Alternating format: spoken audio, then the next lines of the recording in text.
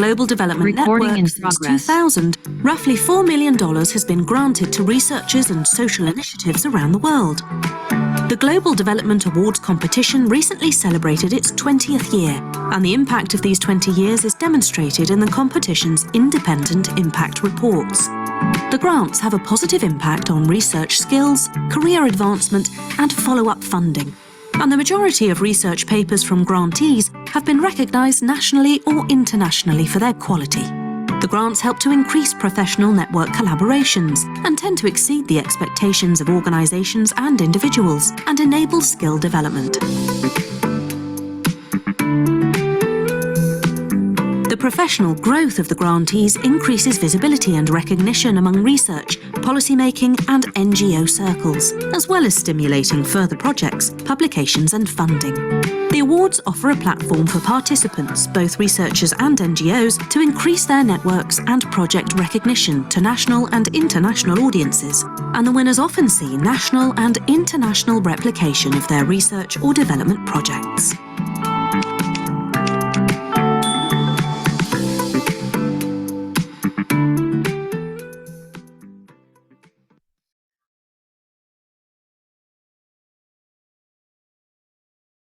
Welcome everyone to the second and final session of the finals for the Global Development Competition Awards 2022 edition.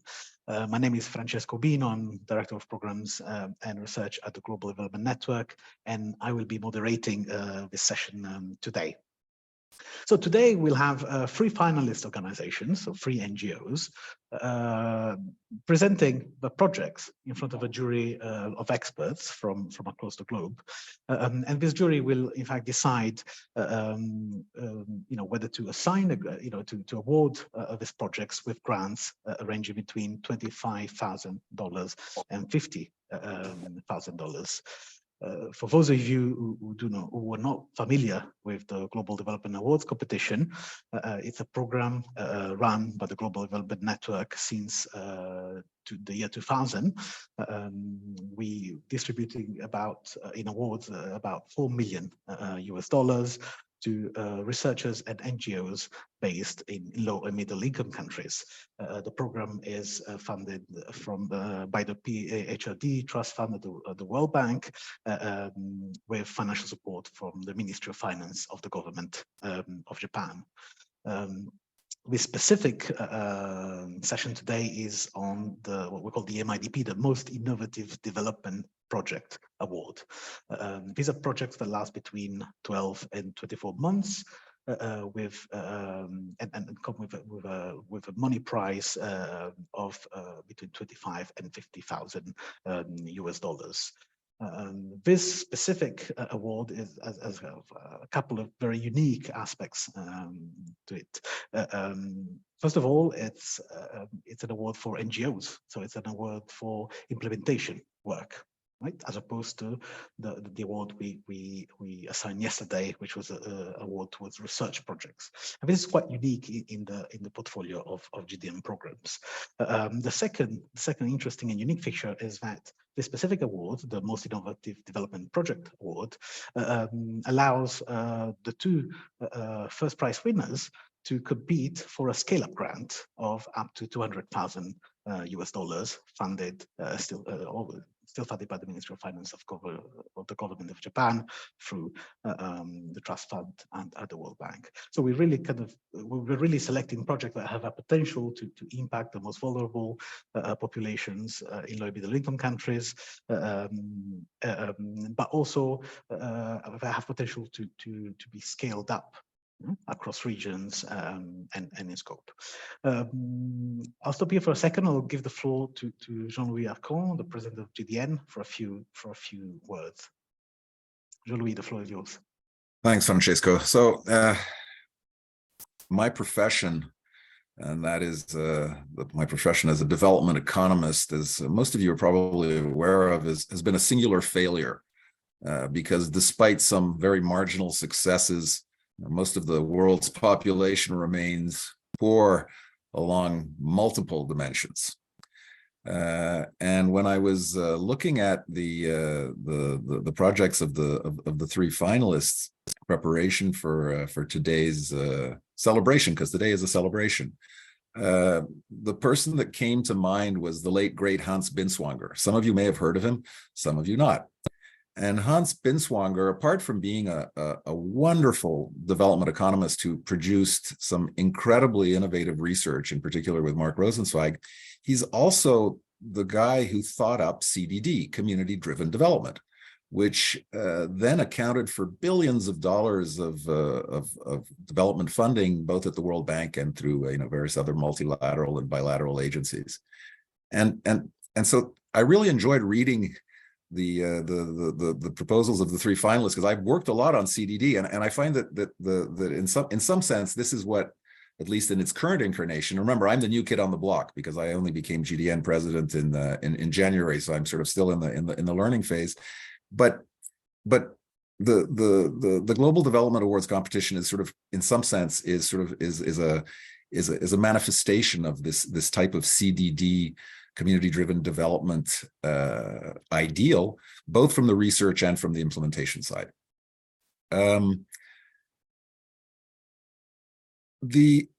One of the unique things about this award is, well, first of all, it's the breadth of candidates that apply for it. I mean, from basically everywhere in the global South.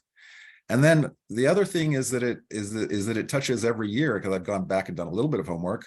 It touches on a whole bunch of different topics, or has touched on a whole bunch of different topics over the years, which are chosen obviously by JICA and on the basis of Japan's ODA priorities.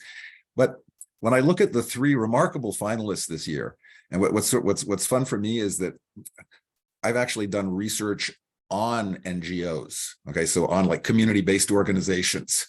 I've done this mainly in Francophone West Africa on rural producer organizations, but I actually study you guys, the three finalists. So that made it particularly interesting for me. But all of them touch on issues that are, at least that are dear to my heart, or that I've worked on, and which address key vulnerabilities which are faced by the poor in the global South. And if I look at the three finalists, so I've worked a lot in my previous life on HIV/AIDS and on sex workers, in particular in Haiti. So the Friends International project very much touched a chord with me. I can say the same thing. I've worked actually a lot on the Vietnamese labor market. This is many years ago, and on the informal sector. In Vietnam, I have a PhD student who's working on the informal sector in Vietnam. So the Koto project also rang a lot of, touched a lot of chords with me. And last and certainly not least, so I've never worked in Sierra Leone, but I've worked a lot in Liberia in the past, and I've done a lot of stuff on digital technology. And so the Yardo project, was sort of linking youth and tree planting and the use of digital technology. Also, I found very, very, very, very appealing. So all three of these projects are great. They adhere to they really adhere to GDN's mission. They are definitely CDD in the sense that they are demand driven by, and they're homegrown in the best sense of they're organic in that sense. So I salute this, and of course it's very difficult to prune things to get down to three finalists. There are a lot of other deserving people out there, but congratulations to the three people who are the three groups who are in this final. So GDN has a lot of debts here. These are debts that we actually like, right? Most debts we don't like, but these are debts that we actually like.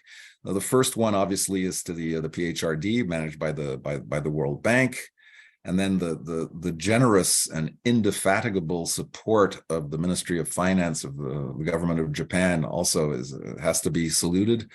And then last and certainly not least, I want to thank Yolanda, Phil, El Mutoni, and Tim for giving of their time and going and helping us with this rigorous selection process, which process is the key here in terms of making this program work. And I guess that's about it, because you didn't come here to listen to me.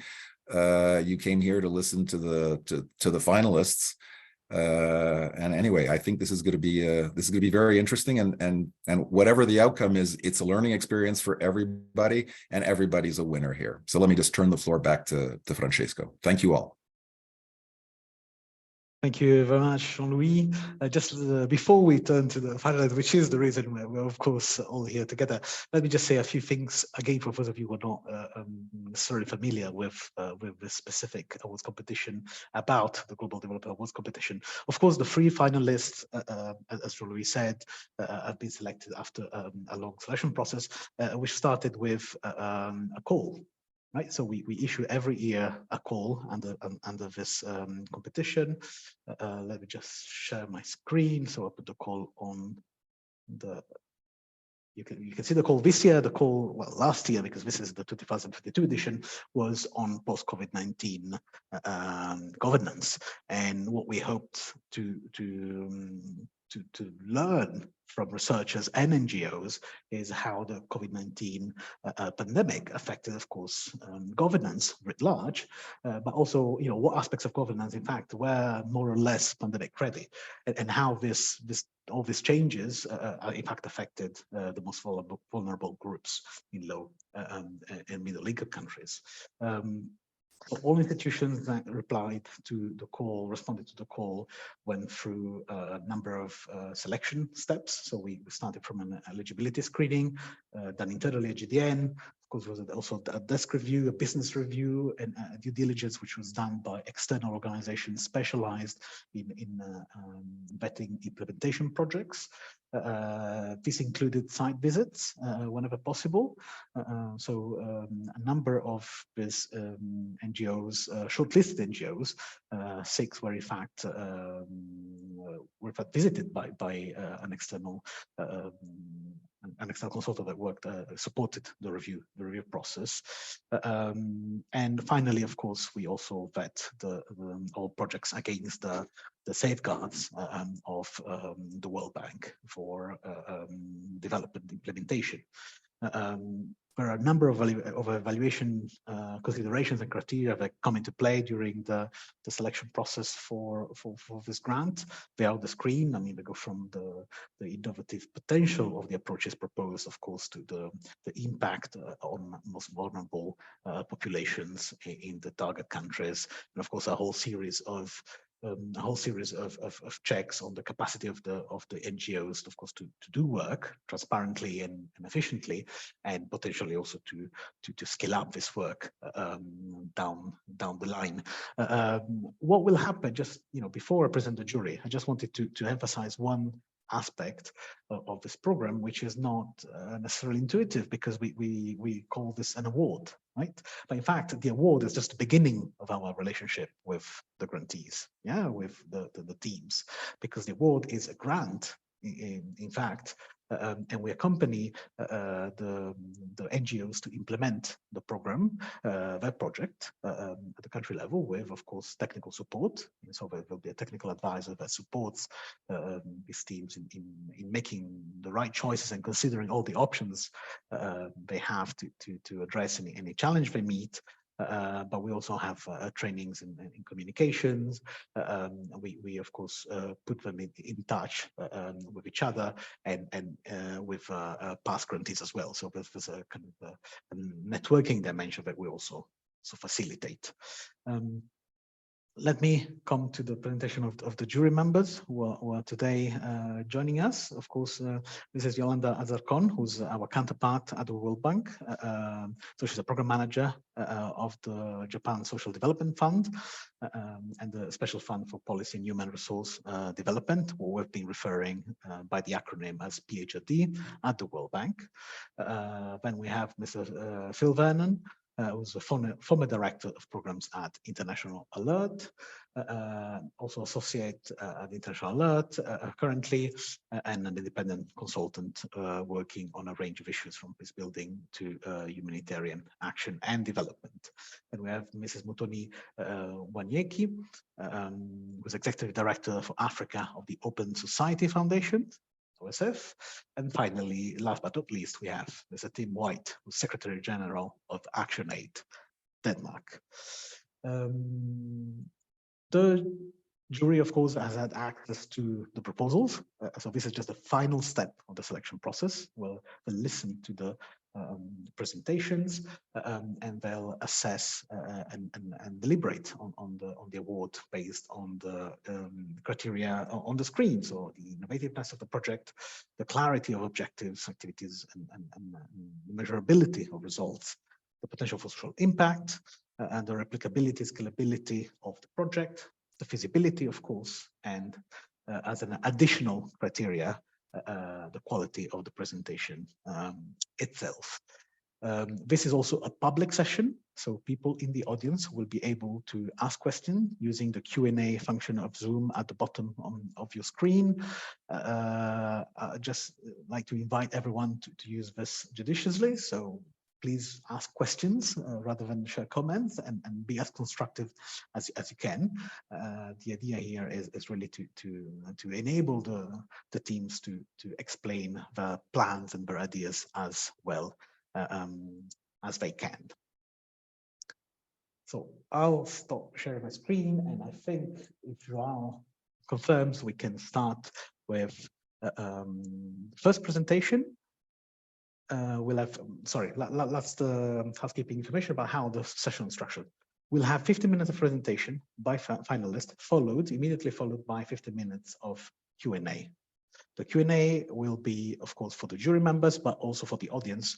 So jury members just raise their hand using the hand function on Zoom, and for the audience, please insert your question in the Q&A function, as I mentioned a minute ago. And so we'll go from the first to the second to the third presentation, with presentations and Q&A back to back. After this, the jury will just meet in a private format, closed door format, to deliberate on the awards. Very well. I propose that we start with the finalist presentations then. I'd like to start with the NGO Friends International, and who is represented today by Map Somaya. The project is titled Rebuilding Futures of Cambodian Sex Workers After COVID-19. Please, you have the floor for 15 minutes. Hello, my name is Paula. I am in charge of outreach at Map Friend International in Phnom Penh, Cambodia.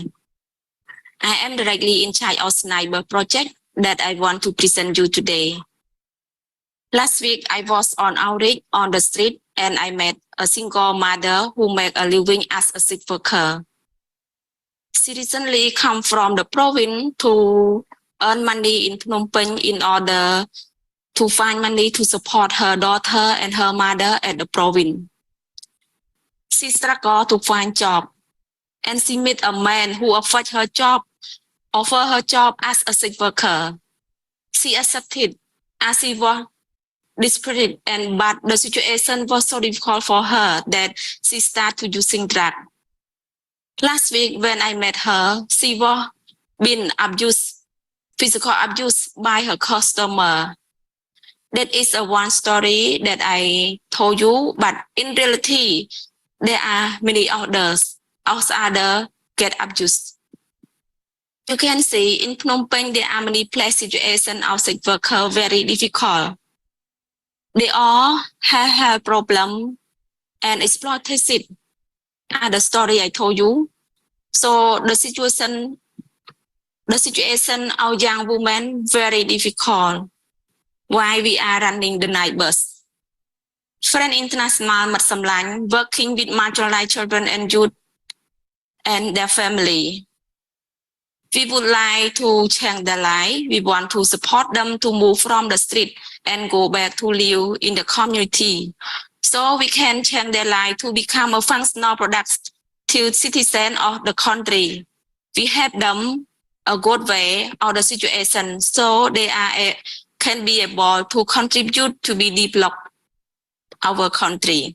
We have to tap our services. We have saving life and building future. Saving life is mean that our team go out to meet the children where they live, can be on the street in the slum and drug area, etc. We provide basic service to them to make sure they have a life. We provide them healthcare service, harm reduction material, and counseling. Child sex agent is a community member. We train them, we help them to make sure that the children are consistently protected. We have the network who are volunteer. The importance of child sex agent to protect the children in the community and on the street. We identify, we train them and support them. They work with us for free and we have them around 800 child sex agents to support our program. Recently, there are a lot of families need emergency support, especially during the COVID pandemic. The child sex agent played an important role. They support us to provide meal distribution to the street people during the lockdown. They provide awareness about COVID prevention and also help our beneficiary to access COVID vaccination as well. Let's move to talk about the building future. Building future is very important for the young children. So we make sure that all the children go to school and stay at school as long as possible. Building future for youth. So building future for youth, we provide vocational training and soft skill training so they can get a job. We have building future for the family to make sure that all the family, they are be able to provide good care to their own children. They can get income and they can rebuild unity of the family. Let's talk about the situation of sex worker. Sex worker, they ask a large number and increase because of the COVID. They come to work on the street because no employment, no opportunity, and economic pressure. It is very bad situation. There are a lot of people come to work on the street. So why we need to establish the neighbors. The situation of neighbors, because there are a lot of women, there are a lot of men have sex with men, transgender, and high prevalence of HIV/AIDS, 23%, and a lot of STD. The high abuse of the children and also the children at risk, and also the lack of a healthcare service from the government. Let's talk about the neighbors. So the neighbor is the safe space for sex worker, for women sex worker, men have sex with men, and transgender. And our activity include harm reduction, child sex agent, protect the children, and social reintegration. The activity for the harm reduction. So for harm reduction activity, we go to outreach to identify the sex work working on the red light, on the street, so we can provide protective service and harm reduction service. We provide a counseling and provide the basic medical care treatment. We do the HIV/AIDS, STD testing. We provide hygiene material and also contribute the condom. And also we do the prevention activity like HIV/AIDS prevention. We do reproductive health education to make sure they are prevent for the birth spacing. We provide counseling and also we help them to access government services. And we expect that one new neighbors will establish and we reach around 300 individual or sex worker and 40 sex worker support to access government support. For example, like they can go to access, when they sick, they can go to hospital and as well as the access the ID poor card that they can receive the cash transfer from the government. Child sex agent activity. The child sex agent activity, they are the major activity in the project to protect the children. We recruit and train as our network, child safe agent to support them and to support our team, identify the case, provide directly protection in case abuse, and provide harm reduction information and material. They inform us about the situation of the sex worker. They prevent the children from enter or sex work. They provide harm reduction material and intervention in case of violence. And we hope that one new 100 child safe agent will train in the community, and we already have 700 existing child safe agents, and we will train 20 new sessions of the child safe agent. It talks about the protection of the children. As you may know, there are a lot of children at risk at night time while the parents, they come to work on the street. So our activity, we make sure that our children that involve our sex worker stay safe. So we running the community night care center. It is a community based that run by the community, and we make sure that all the children that drop out school, they can access education like remedial class or support class, and then we support them to study at the public school. We provide school uniform, book stationery, yes, everything as they need. So we hope that 2 new night care center will establish, will open, and 15 children will access with the new night care center. But currently we already has opened for a night care center, and there are around 40 children access in that night care center in the community. We talk about our activity is about social integration program. So we will do the action plan with the sex worker and provide support and to help them to find alternative to live as a sex worker. We provide housing to live in the group home or individual. We support them as employment readiness service and as they need, and we support them as well as for job placement and their partner as well. And also we do the same employment through the small business. And we expect that 80 action plan open for the sex worker, 90 sex worker receive access career counseling, 30 of sex workers support with vocational training, and 50 of sex workers support with the job placement. So this project very exciting, very important to change people's lives. And we hope that we will work with you and get support from you to change the life of the women sex worker, as I told you in the beginning. Then we can end up the cycle. And our project impact, we hope that we will increase protection and improve health and well-being of sex workers and their children. For the long-term economic empowerment of the beneficiary and education opportunity for their family, so we can contribute to the economic growth. Of course, implement the program may be facing some challenge, but we hope the government will support our program. Thank you, and I hope that you will support our program.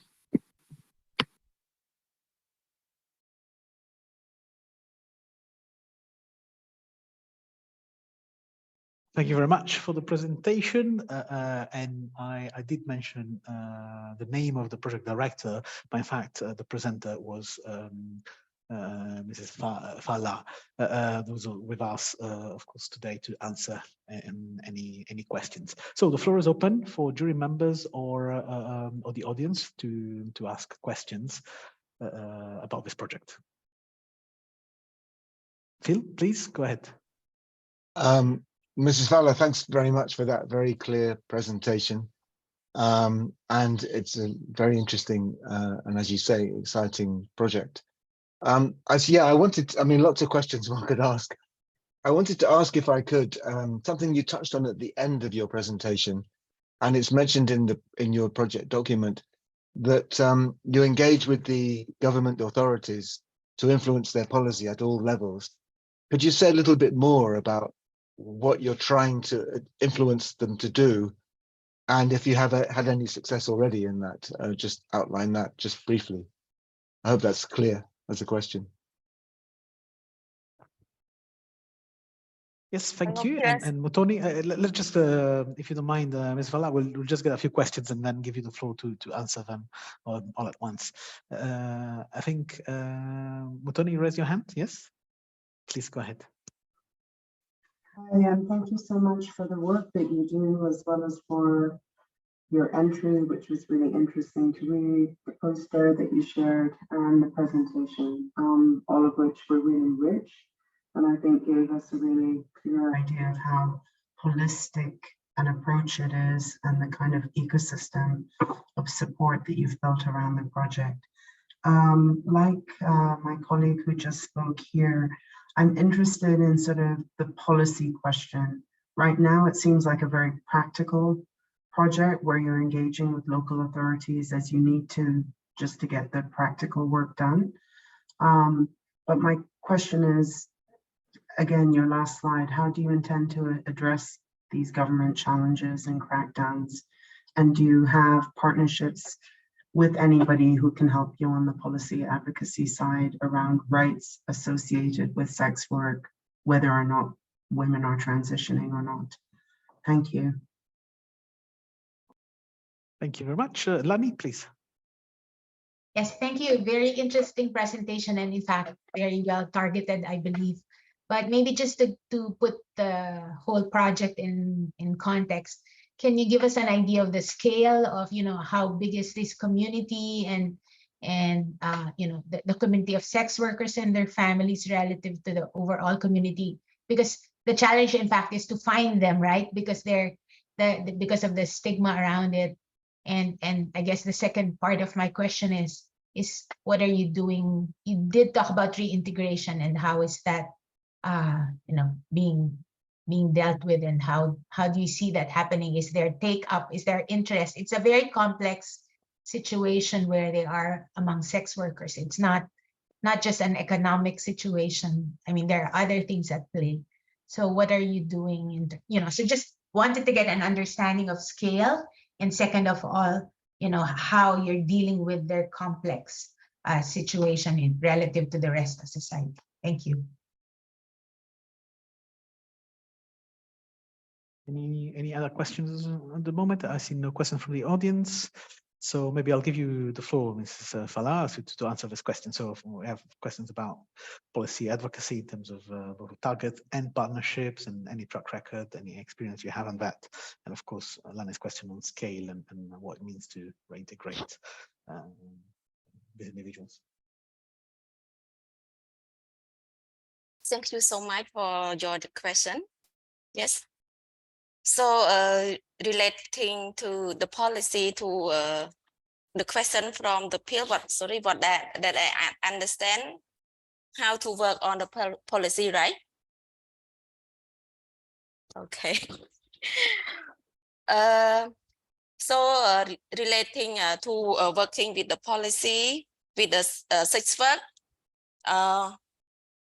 we work with like Thai.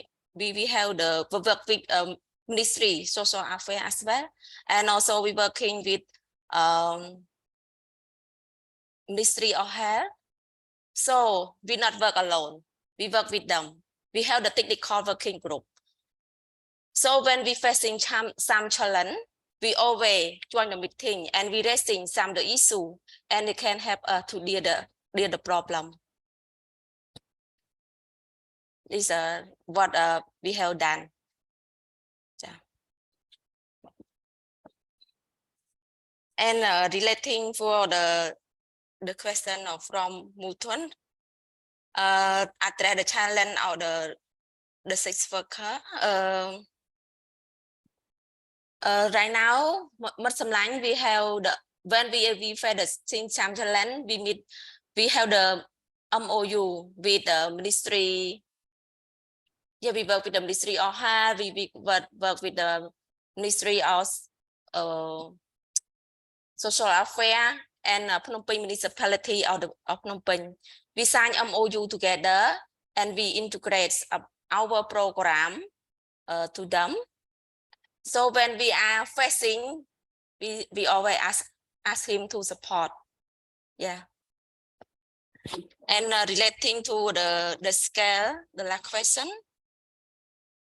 Our team, we work our target area in Phnom Penh City and also that in the Khmer. And there are a lot of sick workers increase from 1 day to 2 days as because they hard to find job, no job, so no option, no choice. They come to work on the street. And so total lot of area and more than 1,000 sex workers that are working with. And currently we have only one neighbors team. And we have 3 social workers. We have 1 manager, 1 social worker, and 1 medical staff to provide the treatment, basic treatment to them. And so not enough. We cannot cover all the area.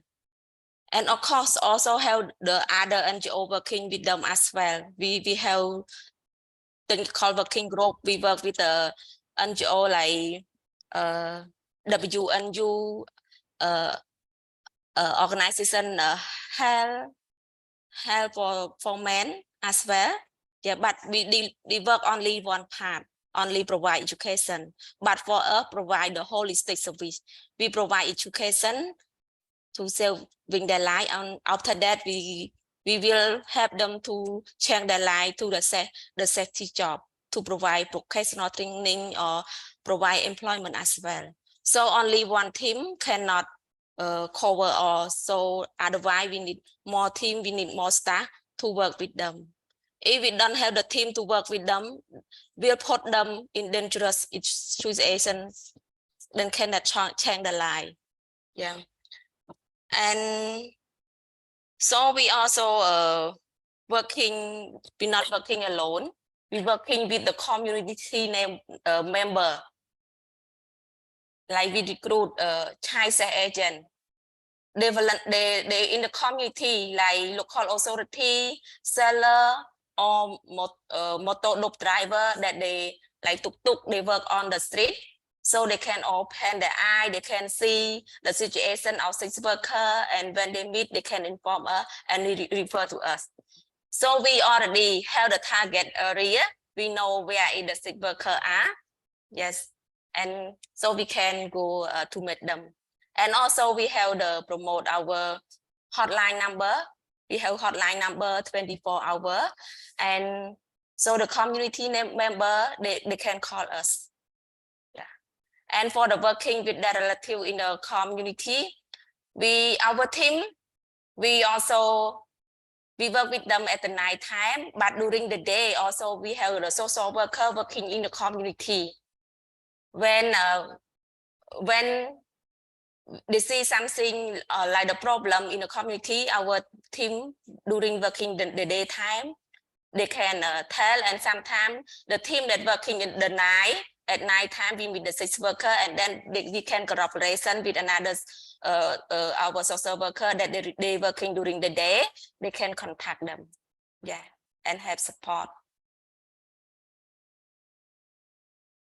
And one more thing, I go back to the question relating to change the change mindset of the government sometimes, because as you know, working as a worker is illegal. They don't want to see the sex worker working on the street. Sometimes they arrest them. Yeah. So for us, we provide the training. We also present them our project that is very important, that can change the life of the people. For the local authority or police arrest them, no solution. That is no solution. So they still work on the street, cannot finish the sex work. Yeah. Just thank you. Thank you very much. Any follow-up questions from anyone? Yeah, Tim, please go ahead. Yeah, thank you so much for a very interesting presentation, and it was really inspiring to read about the work that you're doing. I would like to hear a little bit about the cooperation, a little more about the cooperation you said that you had with the municipality and with the Ministry of Health. Maybe there's something with the police, I don't know. My question is, how would you like to see those institutions change? I mean, is there a clear idea that they could be doing something differently than they are currently doing? Their behavior could change towards them, the funding could change.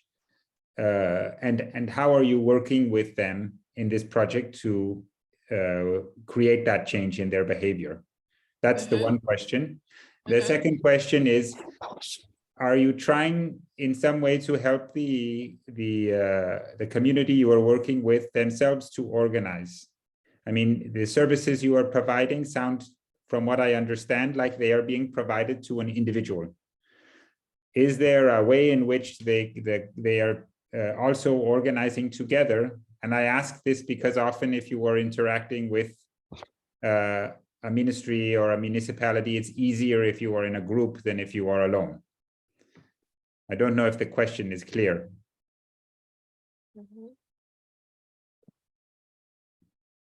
Please. Yes. Feel free to answer. Yes. Yes. So I want to clarify for the next question. For the first question, I can explain, but for the next question, mean that how we working in the group with the group of sex worker or the group of the organization? I meant the groups themselves, the groups of sex workers. I mean, are they being supported to organize themselves together, or are you providing services to them as individuals, or both? Okay. Okay, thank you. I'm clear now. Yes. So for the question for the government. So for the government right now, we work with also we provide training with the local authority from the grassroots level, from the Sankat, like CCWCC member from local authority that I said I represent the important our project, how to change the life of the people. Yes, and also the government think that the way that we provide service to our beneficiary, it is very important to change the life of the people. And we have the close collaboration from the sub level and also until national level. We meeting together, we make the policy together. Sometimes the government come to us, call to us as well. Engage with us, please help them because his approach not success. So please help. Sometimes they cry. The government cry, come to us, help, please help. Especially during like the special event in the Phnom Penh, like ASEAN meeting or SEA Games something, or how the high level of the people come to visit in Cambodia. They help us to prepare the security with the sex worker. They all welcome. Please help. So we can collaborate and organize with them. They are welcome to collaborate with us because right now the number of NGO also no funded as well. So only the Matsam line is the best NGO that leader that provides service in Phnom Penh city and also in the Tak Mau as well. But for us, no problem. But for working with the local authority, when we meet challenge, invite and meeting, we have the monthly meeting, quarterly meeting, and also technical working group. Yeah, together. Mrs. Fala, we have just 1 minute to answer the second question of Tim. For the second, for the second question, we also work in the groups as well, individual and also the group. For example, sex worker that they don't have money to pay in a house rental. It is high expensive, so they can rent one room and they can live together. Yes, and as well as after they join the vocational training, after graduate, they can go to work, so they can join the business together as well. Yeah, thank you. Perfect. Thank you very much. Great. So we'll move to the second presentation of today. The NGO who submitted the project and was shortlisted is called KOTO, Know One, Teach One. And the project director, Jimmy Fa, will be presenting the project titled Her Turn, Women's Empowerment, Women's Economic Empowerment Program. You have 50 minutes. Thank you.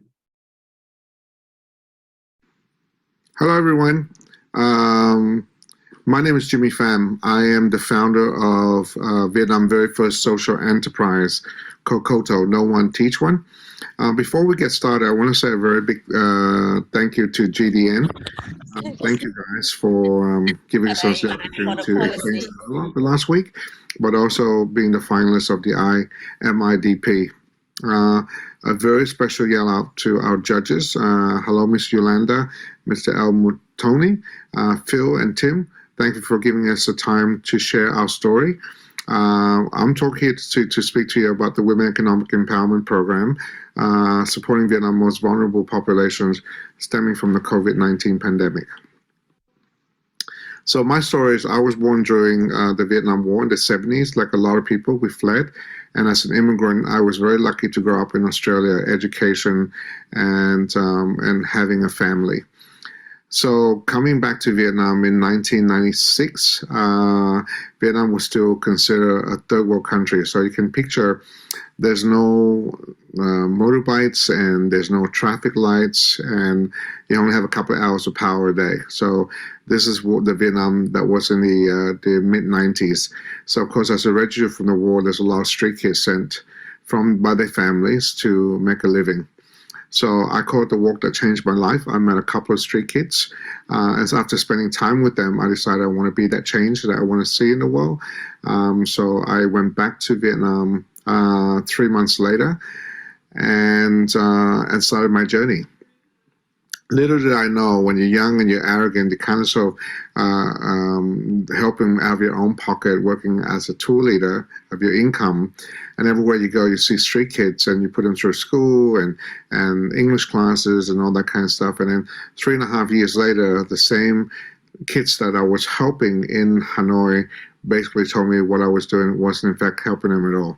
I created this dependency that they have on me and they needed a job. So instead of forsaking my passion to make a difference, I decided that I'm going to go one step further and establish KOTO. And a lot of things that I didn't know at that time, but the one thing I do know is I want to give them a livelihood, and most importantly is to give them a family. So there began my journey. So the next step is to, typically I gave them fish to eat every day for the last 4 years or so. And then the next step of my journey is to give them a fishing rod so they can learn how to fish for themselves. So establish Know One, Teach One, which will be the intricate in everything that we do in this program. So it's a 2-year living program. It's 100% free. So we use the Australian curriculum on hospitality to give them a proper professional training, but also to give them a pathway. English specifically for the hospitality, we do the computer studies, and the other 50% of their learning come from the life skills, which is teaching about communications and empathy and first aid and respecting the opposite sex and et cetera, et cetera. And then, yes, and they have a very busy restaurant to do their practical training. And then we also take them to the movie as a family, to holidays, and then, yes, and to karaoke as well.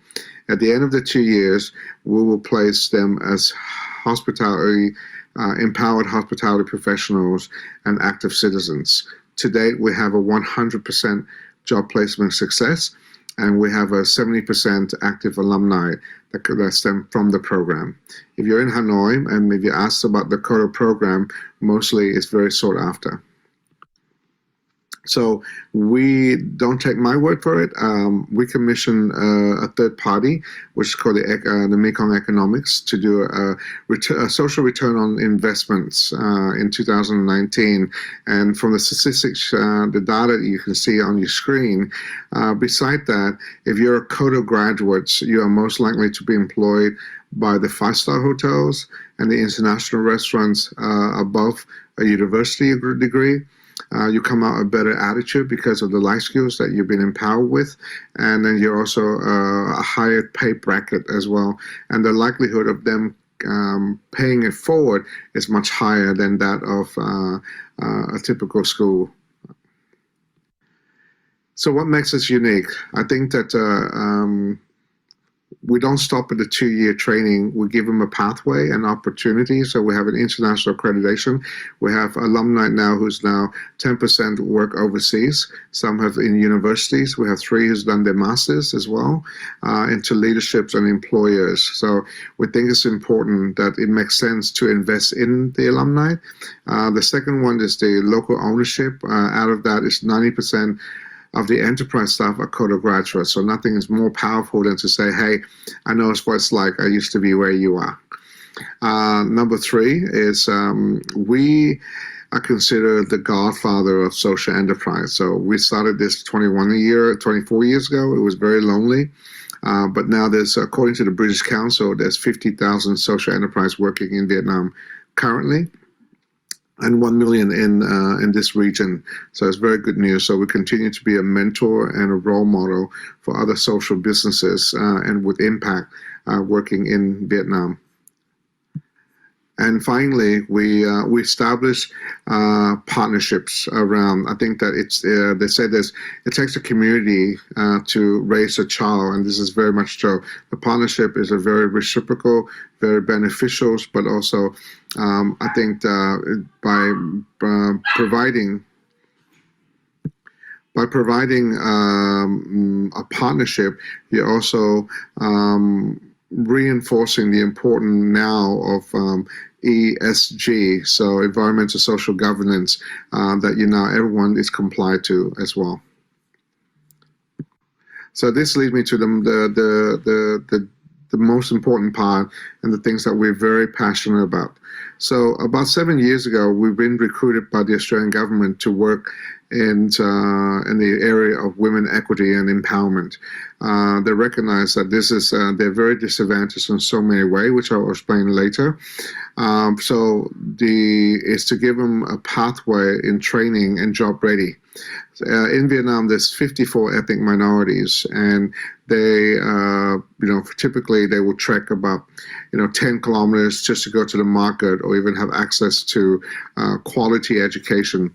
So we want to be able to use this in giving them training, a pathway, I guess, rehabilitation and reintegration back into the community, but also amplify their voices in this space, women equity and empowerment. So why is it important? Melinda Gates says, when you invest in a girl or a woman, you invest in everyone else. So beside the things that we do know about all the things why it's so important to invest in women, from trafficking all the way to domestic violence and all the things like that, we know that by investing in women, it speeds up development and the economy, helps overcome poverty, reduces inequality, improves children's nutrition, health, and school attendance above everything else. And as you see from the data as well, this is the more reason why we, especially now more than ever, is to give them a platform, a voice, and equal opportunity as well. So the impact of the COVID from that. So we know COVID for Kodo is we on the verge of devastation going through the last 2-3 years. So we made an important decision to close our social business, but to remain open for the school because the kids that we were helping had nowhere else to go. 1/3 of funding during that 2-3 years period was actually funded by alumni. So you can see the numbers here in so many ways. The Hill tribe minority or rural women are disproportionately more disadvantaged. And out of that is 50% accounts deemed in poverty. So from the COVID, most likely they will suffer more and unlikely to it'll take years for them to recover as to someone who in the city or in have opportunity and not marginalized.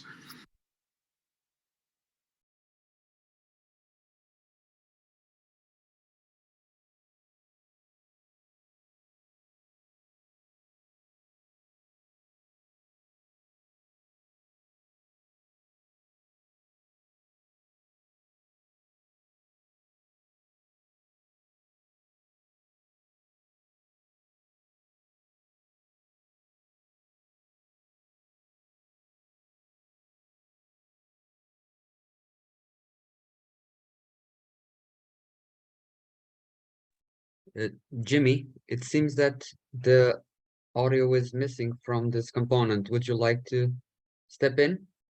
Yeah, I apologize. I don't know what happened. I checked it and it seems to be okay.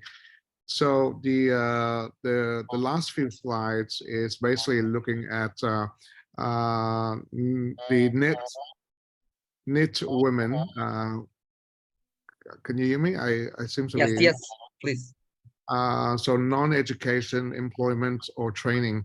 So our vision is to basically work with these women to amplify and give them a voice, but also to go into more rural area and more hill tribe minorities because there's 54 and we're so currently working on 15 ethnic minority and actually be able to scale that up as well. So it's a So we currently have 3 programs, program A, B, and C. So for the prize money application, we apply for program A and B. And basically program A is a 2-year program, the program that I mentioned early on. So the age between 16 to 22, and typically every recruitment we have 30 students that we recruit, and a 24 months that we have a holistic approach to training. The program B is the 6 months ready, typically for women who's much older, single women who's been returned from being trafficked overseas to get them job ready. And this particular program also work a lot with girls who started their own community-based tourism in Vietnam, and they'll be able to give them that benefit in learning about enterprises and business skills and all that as well, and plus as well as a network. Sorry, I haven't had my notes here, so that's why I'm speaking off the cuff. So apologies if it doesn't make sense. So what's the difference between phase 1 and phase 2? Phase 1 is before COVID, and phase 2 is after COVID. So we started this phase 2 program about 6 months ago, and I'll address 2 of the key main ones that we've during COVID. There's a lot of lesson learned, but I think the 2 main takeaways for us that we improve and through this program is, number 1 is we're able to work a lot with women, older women who own their own businesses, giving them the business attributes to go home and run the community-based tourism and the entrepreneur skills, as I mentioned. Give them and number 2, as we realized through COVID, they suffer severely, but also lacking confidence. And I think life skills is very important. You can give them all this training and vocational and all that kind of stuff that is important, but if you don't give them the confidence and the self-esteem and the dignity and the self-worth and all the things that goes with it to give it a whole package thing, it's very hard for them to get a job and sustain it as well. So that's the 2 focus that we have on the phase 2 of the project. Next. Jimmy, we have a couple of minutes left. Thanks. Okay, so the program is basically we go to a far more reaching area, and we work with organizations to do recruitment. So we have a far more reaching now. We built this program and credibility over 10 years. So the women come to us now and apply. Through the program, 6 months or 24 months is education empowerment and to give them a pathway. And number 3 is sustainable and also a network. that will give them an opportunity. I'll tell you a story later on about one of the girls who come from this program and now ready to go to Australia. So next. So from the prize money, we're asking for basically is continue the work that we do in education, training, well-being, and extracurriculum activities. We want disabled. The vision is to be able to scale this eventually and run this on our own without funding in the future. But in order to do that, we kind of need this particular phase to amplify the work that we do. And now we are leading the way in this particular conversation on women in equity, and we want to be able to sort of do that more on a larger scale. Next, please. Oh, so the impact. So the impact that we have is basically if you help and educate and you also empower women, and typically as a 54 ethnic minorities, they're less likely to get married at early, and they have a proper family planning. Typically in Vietnam, girls in the hill tribe areas get married about 12 and 13 years old. By the time they're 16, they will have about, on average, about 2 children. So that will be less likely to happen. High standard for themselves, so that's later on their self-esteem and being a role model for the community and also their family. They increase their country productivity and indirectly helps the economic growth of Vietnam, according to a lot of studies.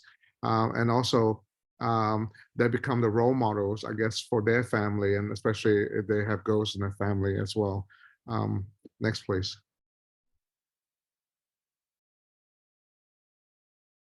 So we're building on success. So I wanted to sort of, this is the data we have of the Her Turn program that we've already run on the phase 1. And phase 2, we hope to double that impact to be able to create more opportunity. The current cohorts that graduated about a month ago, they're currently now all working at the Intercontinental 5-star hotel in Hanoi, and some have gone home to their community-based tourism. But I wanted to sort of like tell you a story about this graduation. Every year we're so proud of them, and we invite the community of Hanoi to come and celebrate with us, and basically tell the world how proud we are. And when they come to the graduation, they invite their mother, who comes from the countryside. I've never seen a 5-star hotel, and you can see the faces of how amazed she is. And then you see her daughter going up there and receiving an international recognition for that effort. And most likely, and a lot of time, their mother just burst out crying because of this incredible proudness she has.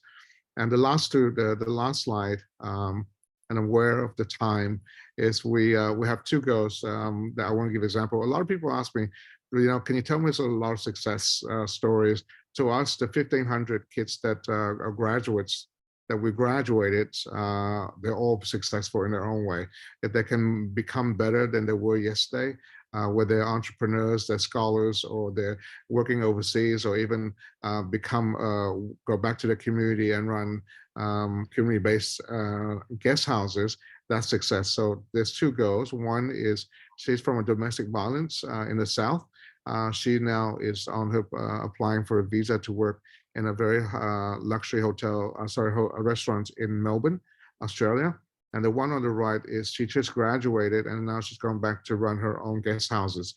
And that will be able, she's a single mother, and they'll be able to look after her child, but also be a role model for her community as well. So I'll take any questions you might have. Thank you so much for your time. Thank you very much, Jimmy. So we can just open the floor for any questions from the jury or from the audience. Who would like to start?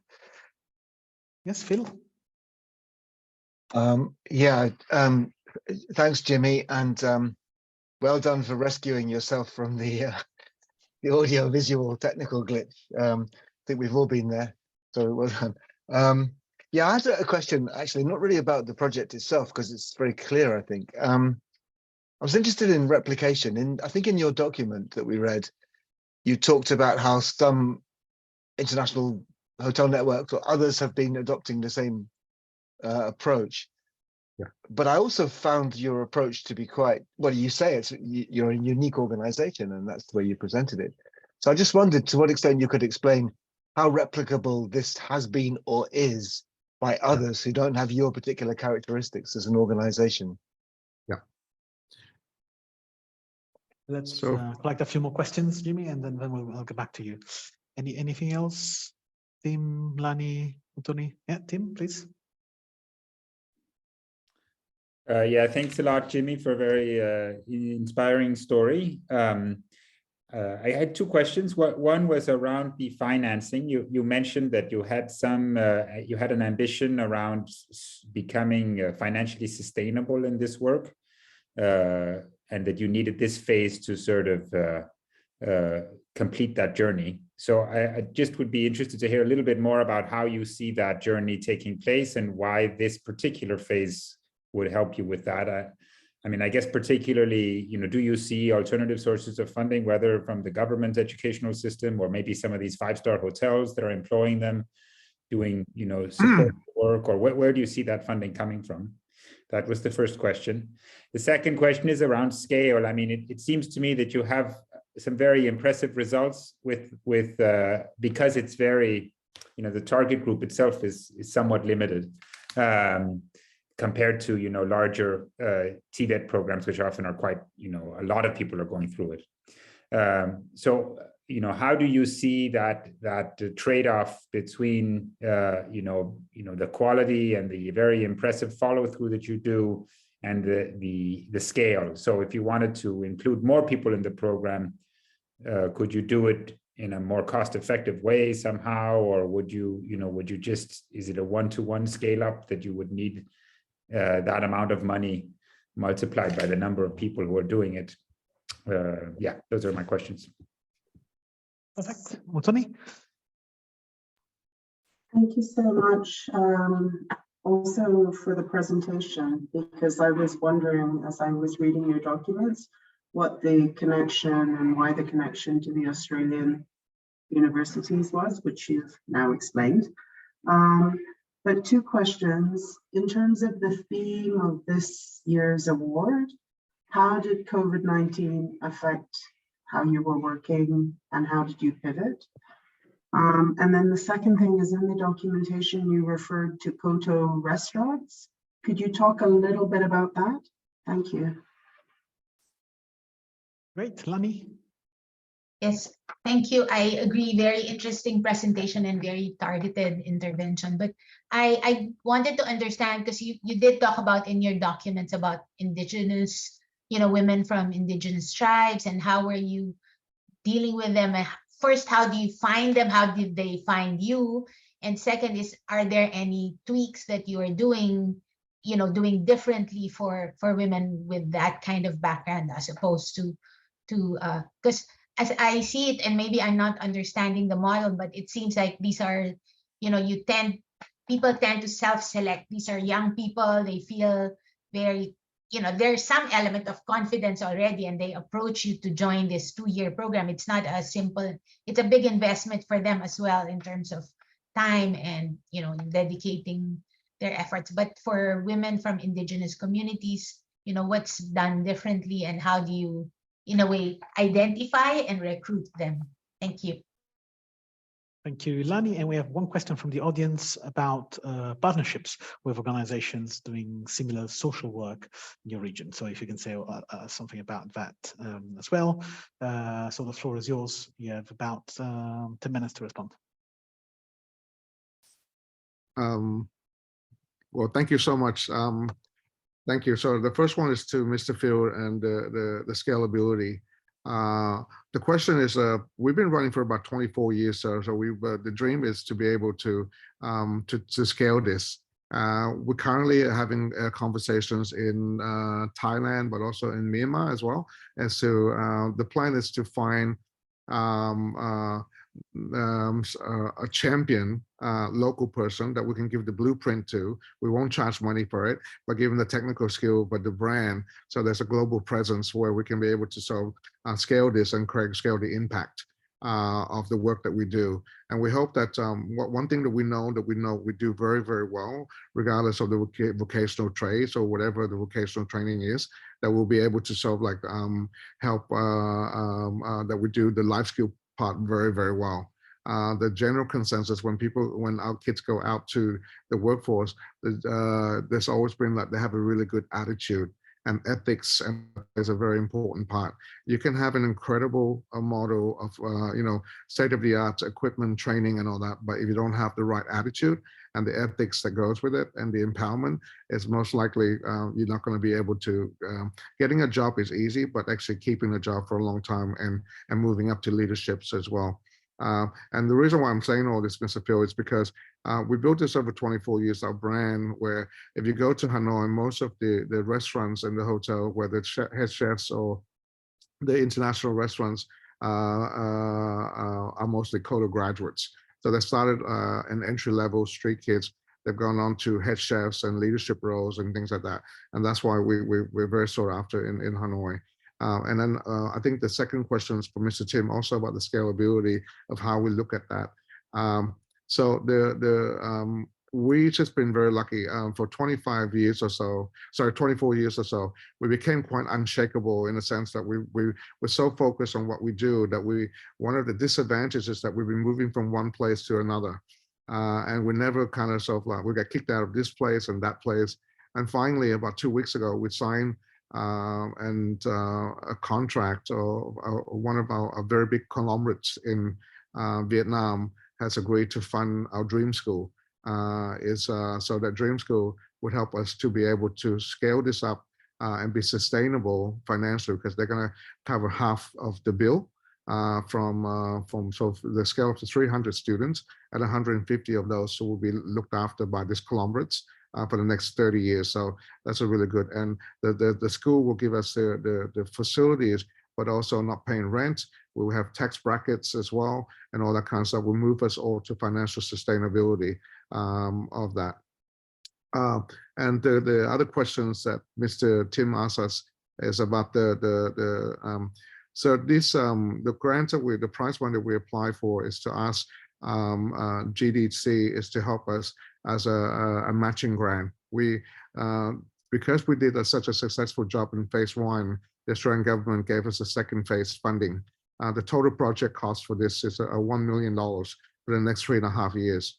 And so we're looking at the prize money as the first step, and we're really eyeing on the continuing on to apply for the next round of the funding from this as well, and then to be able to get us to finish this project 3.5 years and get us to financially sustainable, which will lead me to the next question about Tony. I'm sorry I call you sir in the presentation, so so that's first apologies. But the restaurant, we mentioned the restaurant, it plays a very important part. Before COVID, 70% of our revenue come from the restaurant. We service the tourism industry, and this is where our students get their practical training, and they're supervised, and they've been carefully mentored through their 2-year journey with us. They go home and they have a discipline, and they have a house mother and all that kind of stuff. But the restaurant is a busy restaurant. Before COVID, we average catering. It's about 450 covers a day that we do. So the cook are busy on their feet and all that kind of stuff. Besides that, but it's also generate an income for us to allow us to run as a social enterprise with impact on our funding model. The other 30% come from grant money and funding and foundations and all that kind of stuff as well. But of course, COVID took that away from us for 2 years or so. And that's for us to slowly recover from that.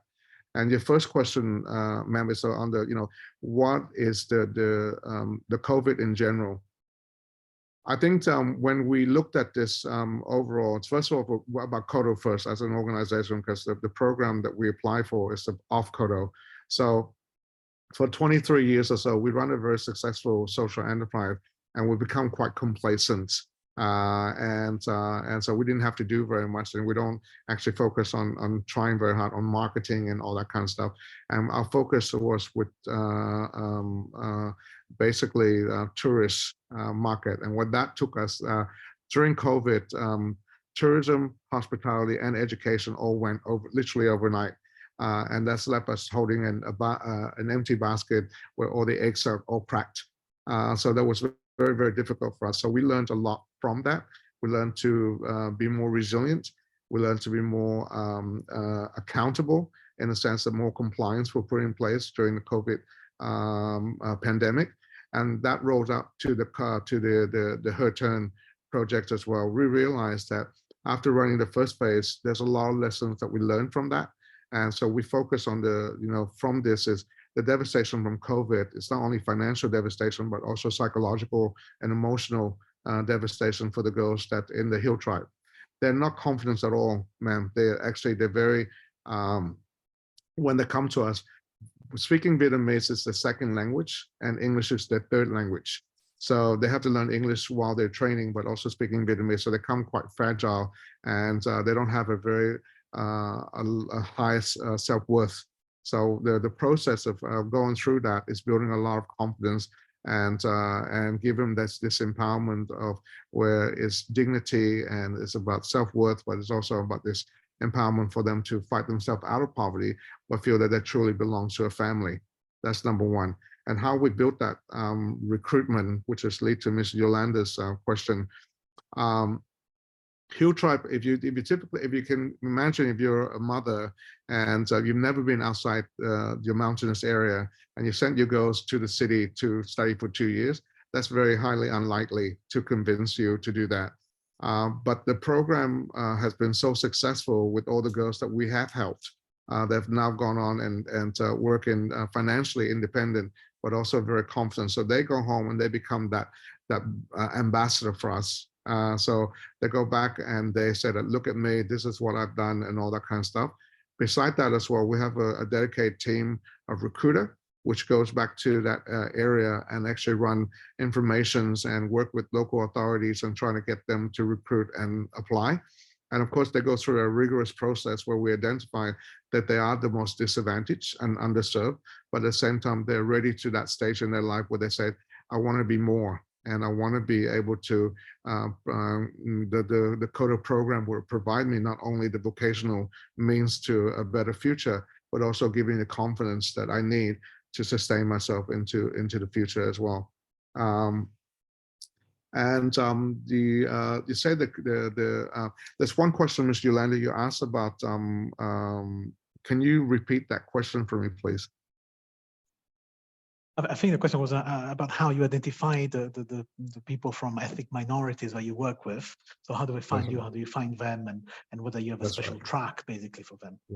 Yeah, which I hope I answer, but I think Ms. Yolanda asked another question on how do you do things differently for this? Are the courses, because you did mention how differently positioned they are, and what adjustments have you made to the program to target this different segment of the target audience? How do we do differently? I think because it's very important, the recruitment or getting in and actually being different is actually the peer-to-peer when they go into the program.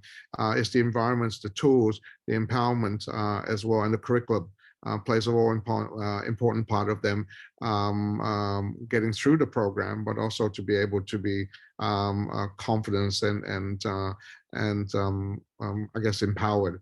I think that's the question. I'm not sure if I answer your question.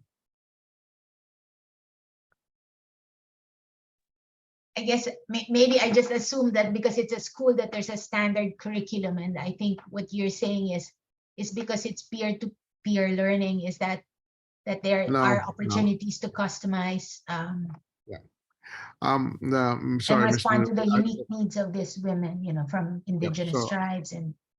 Yeah, so the curriculum is, so there's 3 curriculums. Number one is the hospitality curriculum, which we tailor for the specific learning, which is accredited by the Australian TAFE system, which is ASQUIRE, an international framework, which we have to work by and get audited every year. Number 2 is the English, we work with one of the biggest language center called Apollo, which helps our students to do one-on-one, but also class-based learning, and it's called Business English, or English specifically for the hospitality. And number 3, we tailor for the curriculum on life skills. So they interact, they play sports and they do computer studies and learn how to budget. EQ plays a very important part. All these workshops that we've developed with a couple of the NGOs that we work over the years, that all encompasses to this very tailor-made program for our girls in this particular program. Yeah.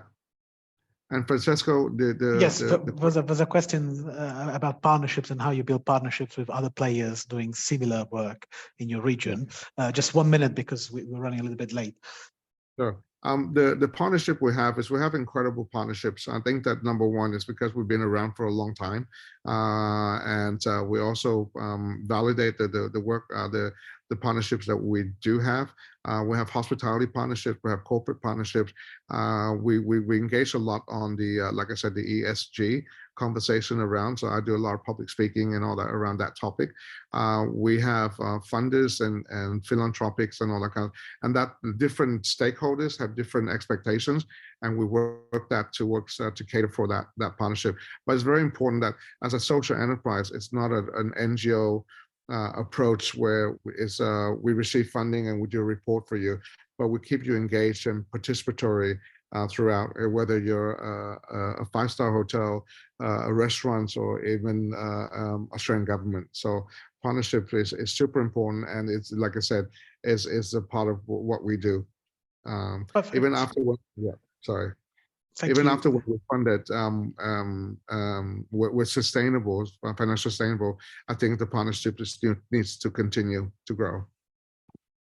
Excellent. Thank you very much, Jimmy, for those very comprehensive answers. Let's move to the third and last, but not least, presentation for today.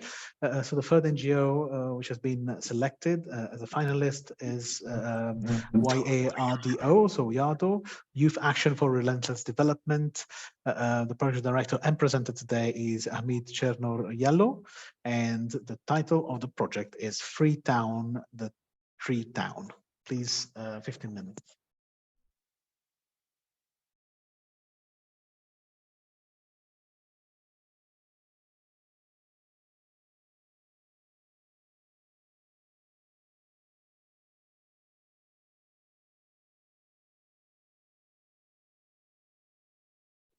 Hamid, you are muted.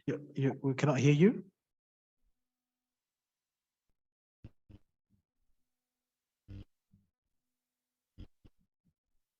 We still are unable to hear you, Hamid. I can hear you. I can see you're trying to talk, but we cannot listen to you. Might be a problem with your mic.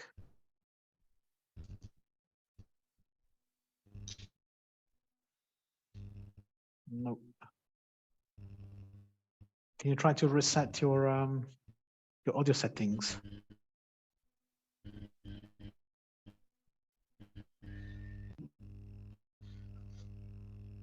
No, good morning or good afternoon, everybody. Okay, now we can hear you. Please go ahead.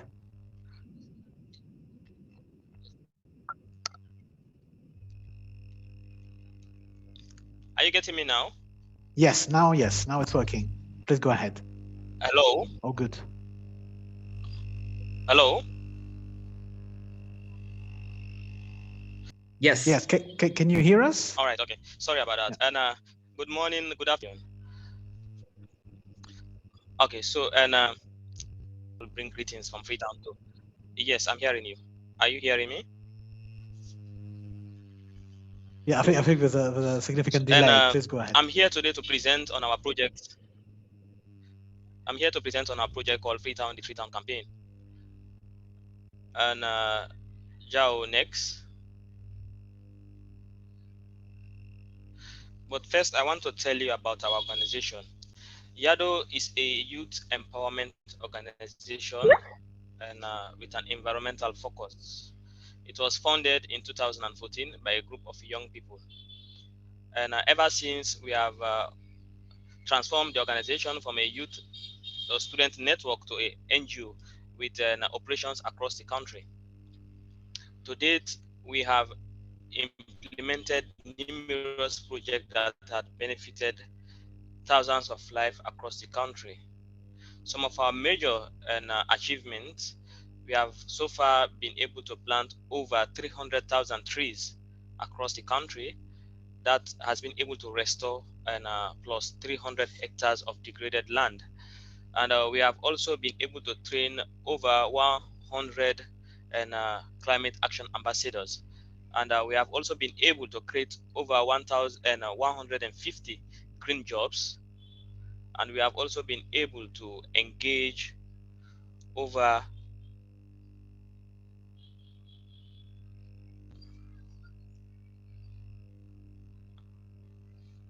500,000 youth across the country. And some of our key partners are the Ministry of the Environment, the Freetown City Council, AFR 100, IKI, UNDP-JEF, CRS. You can read more about us at www.yadosl.org. Next.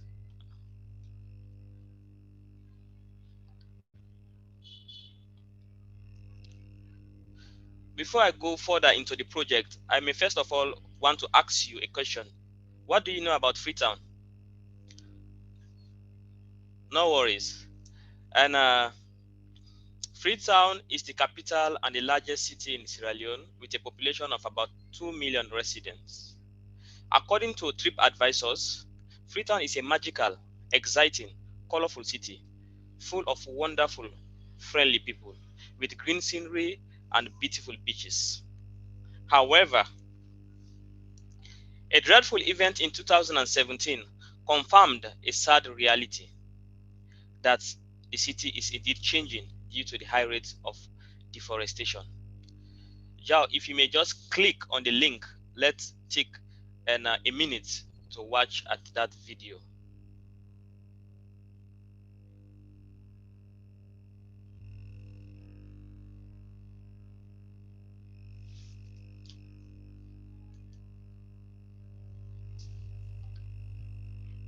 Heavy rain, the top of Sugar. It is West Africa's deadliest natural disaster in living memory. A month ago today, a huge mudslide brought devastation to parts of Sierra Leone. After weeks of heavy rain, the top of Sugarloaf Mountain collapsed. Parts of Freetown, Kamayama, and Kanengo were affected. 530 people died, 810 are still confirmed as missing, but that number could be much higher. Thousands of families lost everything and have been displaced. Umaru Fofana has been to affected areas and sent this exclusive report. The scale of this disaster is immense. No warnings, no time to escape. They all died. Their own family there. They all died. This man. 1 month on, a steady stream of grieving people still return to the site with photographs of those who were killed. The country had never seen anything like it. It rained for days. The mudslide was accompanied by flash flooding in several areas. With no proper emergency service, volunteers took the lead. Chaos ensued. In a matter of minutes on the 14th of August, Thomas lost 8 members of his family. It takes me back to the pile of mud and rubble that was once his family. Yes, thank you. You can stop the video now.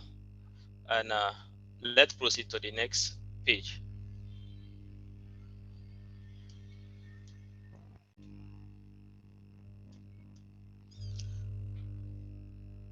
So we have all seen what has happened in Freetown over the years.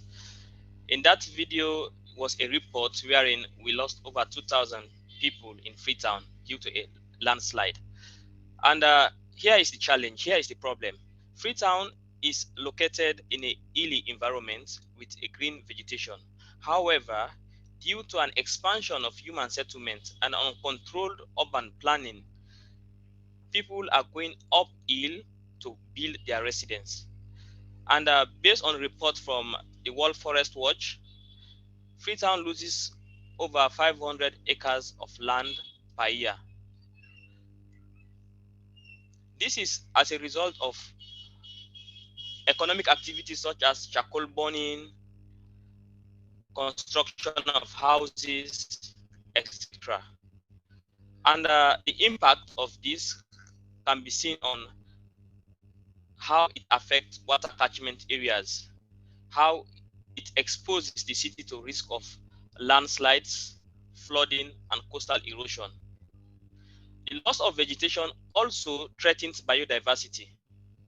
It was against this backdrop that we, Yado, in collaboration with the Freetown City Council as the lead partner, designed the Tree Town project to help address the issue of deforestation. Next page.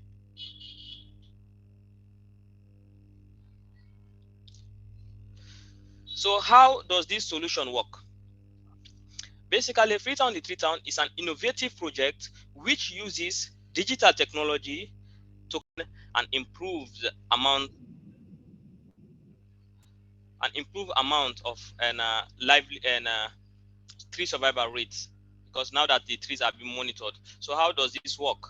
We use a digital app in a phone, mobile phone, which community people are employed as growers, tree stewards.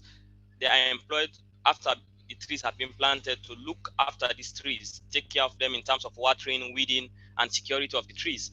And they are given stipend, a reward on a monthly basis because of that work. So how does this happen? How it works?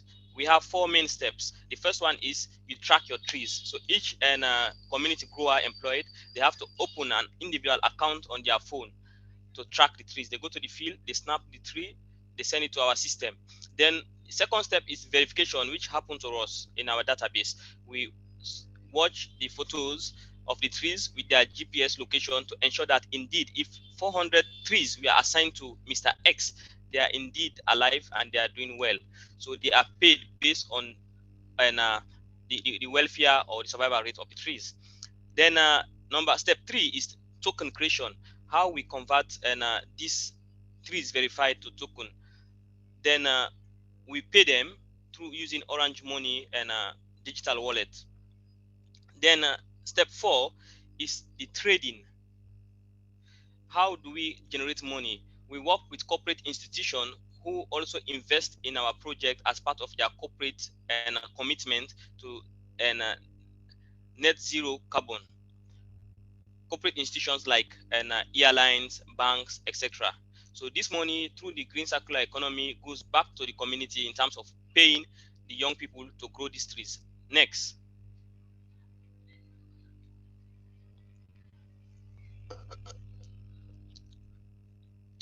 Implementing the mayor's vision for a climate resilient Freetown. The fact that our changing climate has affected our lives, and we have seen the disasters happening over the years in terms of floods and in terms of landslides claiming over 5,000 lives. It was about time that the Freetown City Council, with strategic partners such as Yado, coming together to implement this project, which looks at building a productive livelihood and resilient city by improving urban governance, investing in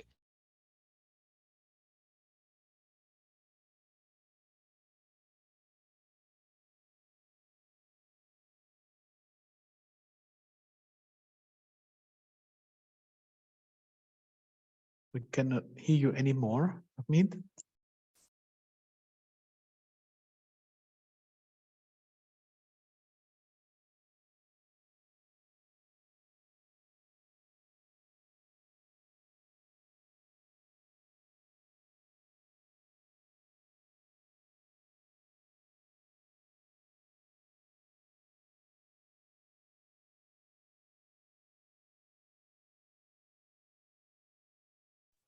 Hamid, are you still around? It's just me. Okay, it's not just me.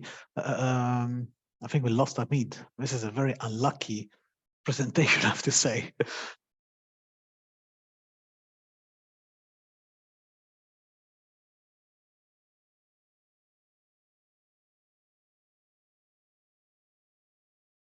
Hamid, are you? Can you hear me? Can you hear me? He actually dropped out, so I assume, and he's Nice. reconnecting, I believe.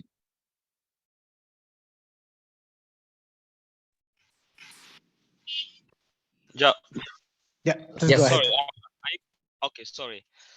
Next page, please.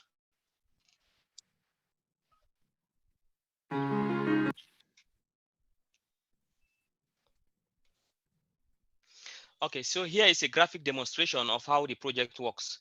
We have two main chain of commands. The first one is the tree tracking aspect, which shows how those in the field, the young people at community level, are working to plant the trees, track the trees, and send it to our database to verify.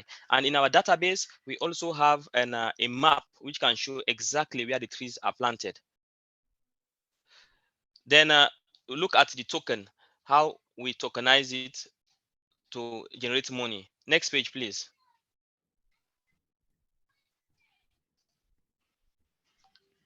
So here's an example of how we work with corporate institutions like FinoX, which is a designing company. They make polos, and they make wears, t-shirts, and in that t-shirt, whoever buys a t-shirt, there's amount of money coming back to our project. And in that t-shirt, they have a logo, which also have a coordinate of where the trees are planted when they are scanned to show that the people are indeed adopting a tree. Next page. The PHRD tree tower. Next page, please. So taking a look at our work so far, a case study of Kisi where we have planted. And in Kisi, this is a picture of the young people working in Kisi. And here is the map of where the trees were planted. And you can see that we have so far been able to create green jobs by incentivizing environmental protection and reducing risks. 20 young people have been employed. We have so far planted over 30,000 trees, including economic trees. And so far, 50 climate action ambassadors have been trained. Next page. Here is an impact focus about the project, how it firstly localized urban heat, and it increased rainfall, it decreased air pollution, create jobs, decrease risks such as landslide, increase groundwater retention. Next page.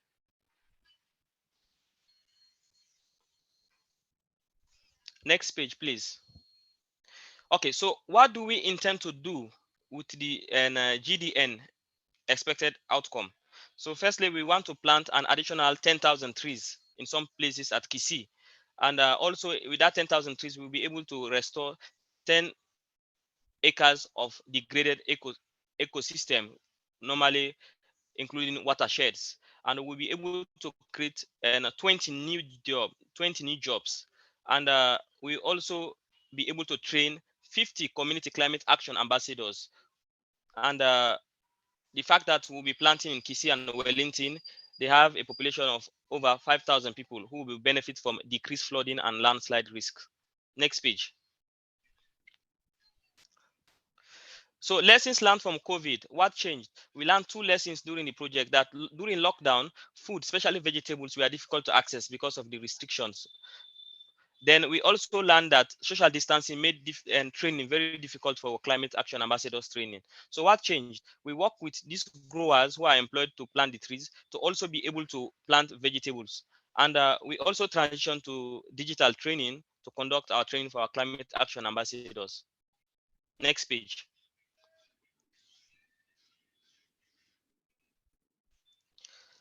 All right, so I think we have come to the end of my presentation, though this was not how I expected it. The pressure was too much due to the network. But I bring greetings from the Freetown City Mayor, who had been a visionary for this project, and she's been very supportive for this project. So here are a link to some of the grants we have won before. The African Restoration and Project, we are listed as the top 20 last year at COP27. Then also here is a link where the mayor visited our planting sites. And thank you for your time. I'm sorry for the breaking network. Thank you, Hamid, and apologies for all the disruption. Irrespective of how much Zoom we do, still how much Zooming we do, we still encounter this kind of obstacles. But let's move to the question and answer session. So anybody from the jury or from the audience wants to ask a question, please feel free to take the floor. Okay, Mutoni and Phil after. I'm just very curious about the app. Who developed the app that you're using? Okay, very great question. Let's go to Phil then. Thanks, Ahmed, and yeah, very well done for dealing with the technical glitches that were put in your way by the system. Yeah, very interesting project. I'm a forester by origin, so it's of particular interest to me from the technical perspective. I guess my questions really are about sort of sustainability of not of the model, but of those particular planted trees that have been planted. So for example, to what extent do you feel the community or people, actually, not the community, people who could cut those trees down, do they feel that they own the utility of those trees? Will the payments continue? Do you foresee the payments continuing? And maybe just one last one I'll smuggle in is, to what extent have you already got the carbon trading going, or is that something that you would like to get going in the future, like airlines, etc., contributing? Is there a sustainable source of income already from those trees? Thank you. Lani?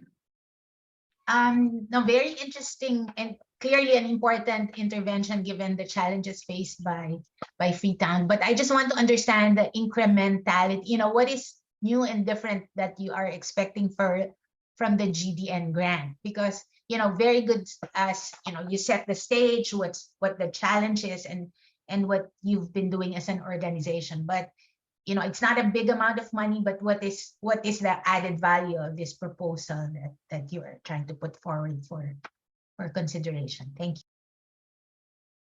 Great. Tima, so you had your hand up, is that? I'll just wait till next round, I think. Okay. Thanks. So, back to you. So who developed the app? How do you work with communities? Basically, how do you make sure that people care about the trees? Yes. I would wait for a couple of seconds because it seems he dropped off and he's coming back in again. It's ironic for a technology-based intensive project, but it is what it is. Amit, can you hear me?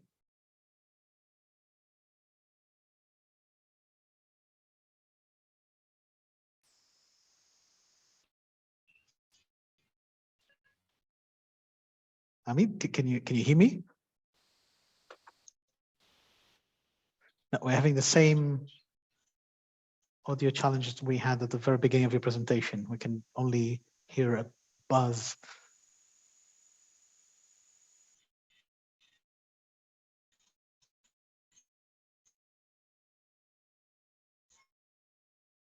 Can you hear us? No.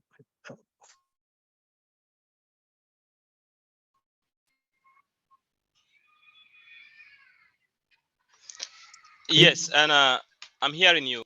Okay, now there's a delay, so hopefully the Zoom will catch up with the delay as it did before.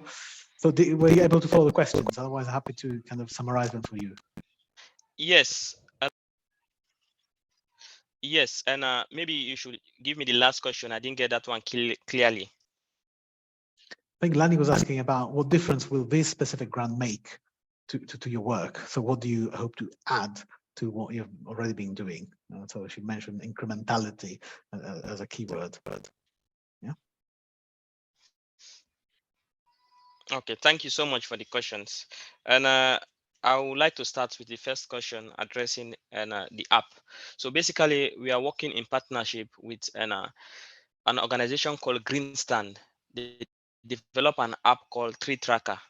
And this Tree Tracker app is an app that can be used to track the trees. And it is customized for our need, wherein each grower can be able to create their own account, like have their photo, their name, so that we can be able to use that to trace it to them, to link it to the particular grower. And coming to feel about the sustainability of the tree. So yes, and this is a major concern. That's why this project has so far been designed in such a way that sustainability is at the heart of it. Before now, people can plant trees, then the following day they will not take care of the trees. But because they are expecting stipend and out of the and the maintenance for the trees, then we tend to see a larger number of the tree survival rates because of this model. So they know their livelihood and their stipend is linked to the survival. So the community themselves take care of the trees. And also we have been working with other partners like national and resource management agency, the environmental protection agency. So and the MP, National Protected Area Authority, who have also been reducing the rate of the Freetown Peninsula, because it is very much important to note that the Western Area Peninsula houses Guma, which is the source of water, the only source of pipe-borne water to the Freetown city itself. So that is why it is very much important. We have been able to design this project in collaboration with all other government agencies. Us as an NGO, we are directly implementing on the ground, but other agencies are working at policy level and compliance level to ensure that the sustainability of the trees are achieved. And going back to the other question which was asked, and what guide your, first of all, we go by the rule that in the restoration, you have to first of all look at the indigenous trees, the trees that are predominant in the area. So what we did was, first of all, have a study of the area where we want to plant and ensure that mostly we try to bring those trees and plant those trees. We don't tend to bring an exotic trees because we want to do restoration, and the fact that we want to do restoration, we are bringing more indigenous trees. And the other question is, how do you take care of these trees in the dry? Good. So here where we come again, when we say we are creating jobs, this is where we come again, because we work with the community people and they are paid, and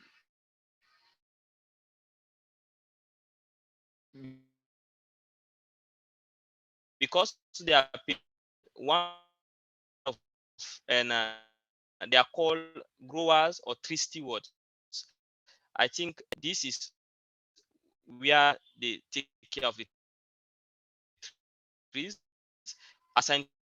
For example, if Mr. A is assigned for on a monthly basis a stipend for those 400 trees, his payment is based on it. So if he has to see full payment of those 400 trees, and cases where see them willingly replanting those trees for themselves just so that they will be able to have the numbers.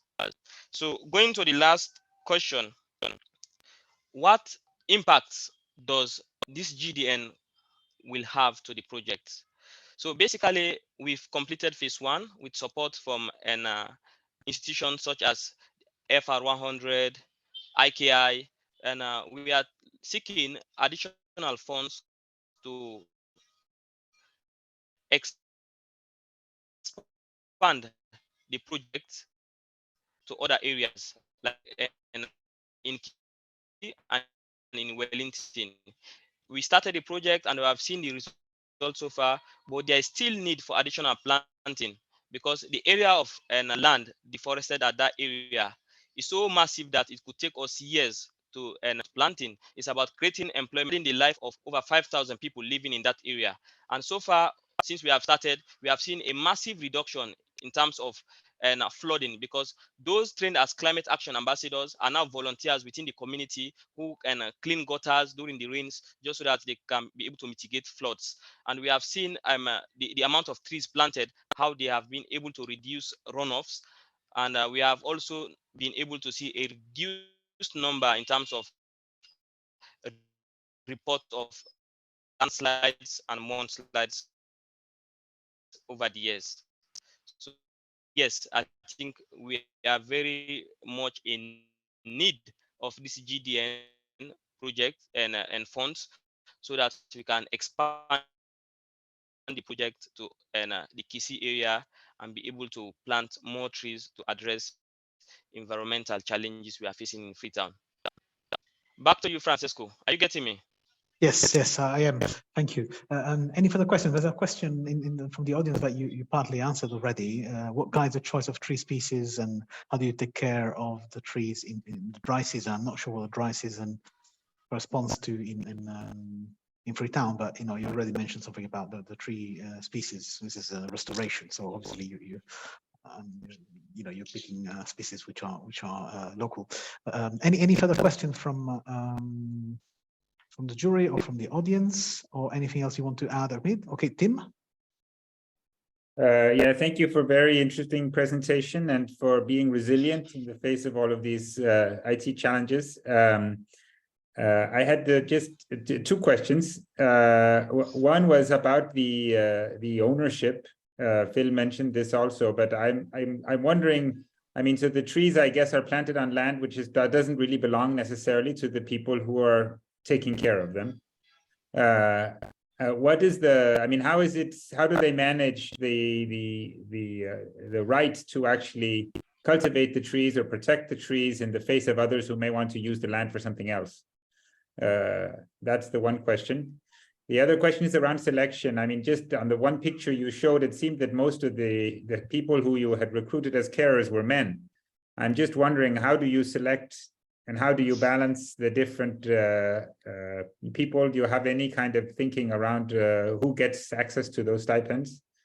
And sorry, then one last question. I was interested in what you were saying about your connection to the mayor of Freetown and the institutions that are supporting this type of work. You know, what do you see as being the connection between the people you are engaging in this project, whether the climate ambassadors or the growers, and then the political decisions around how to ensure that environment is protected in Freetown? Phil, very briefly, if you have a quick question, because we're It was just, late. I'm sorry, because I might have missed the answer because of the sound, but on my earlier question about whether the carbon credits are already flowing, I wasn't sure if I heard the answer to that. You know, from the airlines or whoever.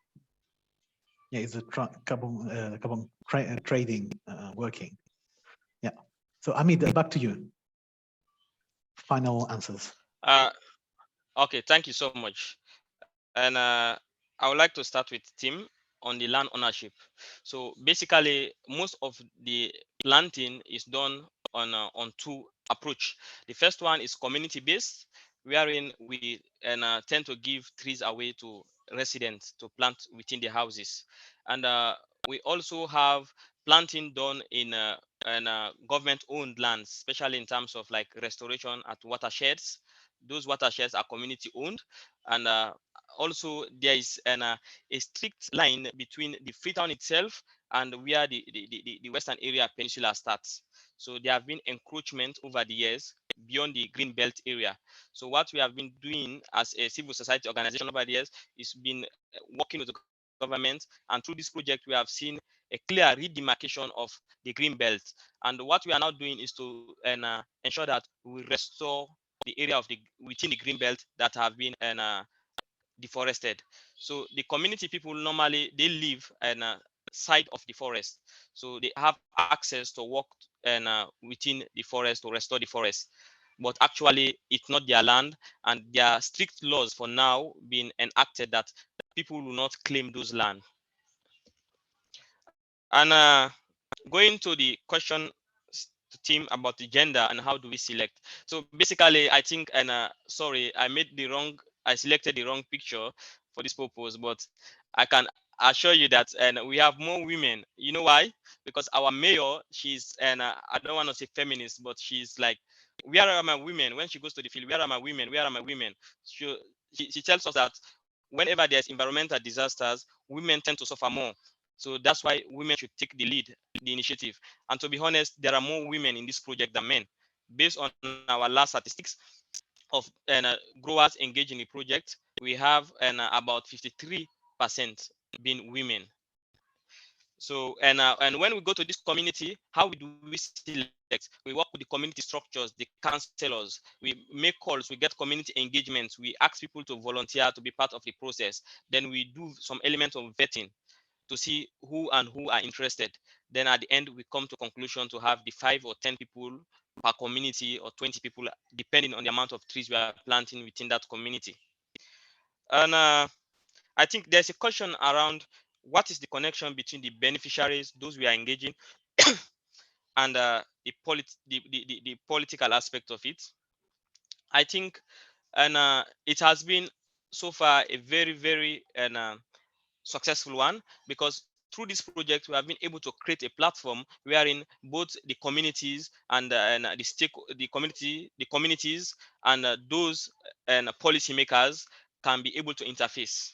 We have seen tangible results. For example, we have seen how communities were willingly been able to partake in this demarcation of the green belt area just been done recently, and we have also been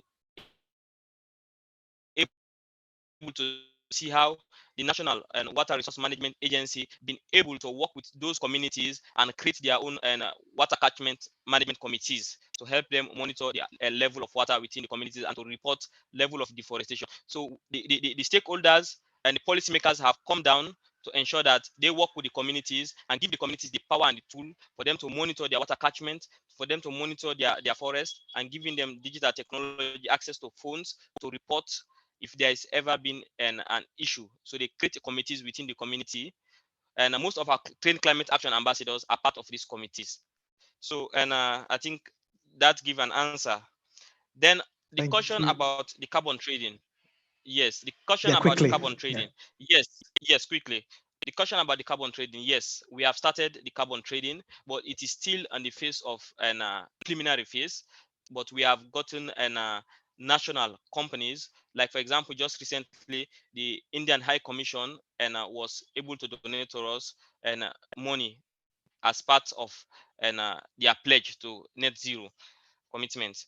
And as I think there was another question, and I think I just finished the question. Is there any? I think you answered all the questions. Okay.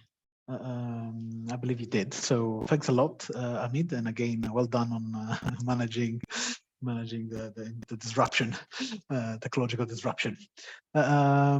Great. So I think with this, we close the public session of the finals for the MIDP Awards 2022. Now the jury will convene and close doors to deliberate, and we'll be announcing, of course, the results of these deliberations next week.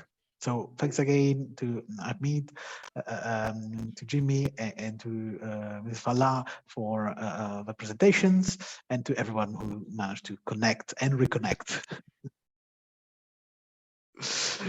Keep checking our social media channels and the websites next week for the results. Thank you. Good evening and good day to everyone. For the jury members, we can still use this link.